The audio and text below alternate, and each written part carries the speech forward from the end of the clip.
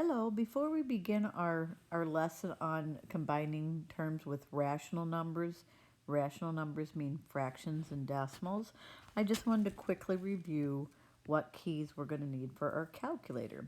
So I'd like you to look right here in the middle. It says how to enter a fraction on the calculator. And I'm going to circle keys, and I'd love for you to have your calculator out so you can look for these keys.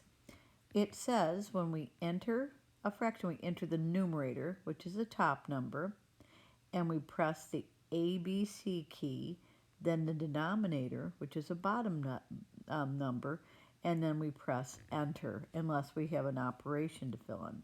So here's the keys we're talking about. The numerator, for instance, if I had, let's just give ourselves an example. If we had 3/5, we would enter 3, then the ABC key, and then 5. So I would enter 3, here's the ABC key, and then 5. And here's what it would look like on the calculator.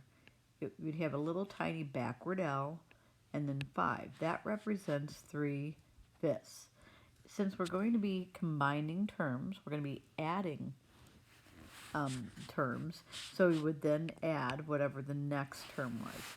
The only other thing I wanted to point out is the negative key. This is negative, and this blue key is subtraction, and we can't confuse those because the calculator will give you an error key.